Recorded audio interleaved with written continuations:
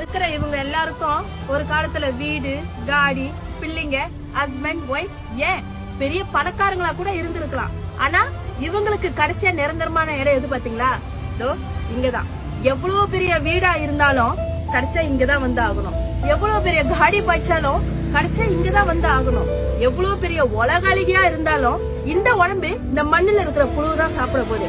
எவ்வளவு பெரிய தலைக்கடை புடிச்சவங்களா இருந்தாலும் இந்த இடத்துக்கு தலை குனிஞ்சுதான் ஆகணும். இவ்வளவுதான் வாழ்க்கை. பிறப்புக்கும் இறப்புக்கும் நடுவுல இருக்கிற இந்த வாழ்க்கையில அப்பப்பா எவ்வளவு பொறாம போட்டி. ஒருத்தவங்க நல்லா இருந்தா வயிற்றுல ஏதாச்சும் பண்ணிரணும், அவங்கள அசிங்கப்படுத்திடணும், அவமானப்படுத்திடணும், ஒருத்தவங்களோட குடிய கெடுத்துடணும். இது எல்லாத்தையும் பண்ணிட்டு கோவிலா போயிட்டு பாவத்தை கழிக்கிறது. கடவுள் காப்பாத்திடுவாரா? என்ன ஆட்டம் ஆடினாலும் கடைசி இங்கதான் வந்து ஆகணும். சோ முடிஞ்ச வரைக்கும் வாழ்ற இந்த வாழ்க்கையில யாருக்கும் கெடுதல் நினைக்காம, ஒருத்தவங்களுக்கு உதவி செய்யலனாலும் பரவாயில்ல, அவங்களோட கண்ணீருக்கும் மன கவலைக்கும் ஆளாகாம இருந்தாலே போதும். அடுத்த ஜென்மத்துல மனுஷனா பொறப்புமா நமக்கு தெரியாது. இப்ப இந்த ஜென்மத்துல மனுஷனா இருக்கிற வரைக்கும் கொஞ்சம் மனிதாபிமானத்தோட இருந்துட்டு போயிருவோமே. என்ன நான் சொல்றது?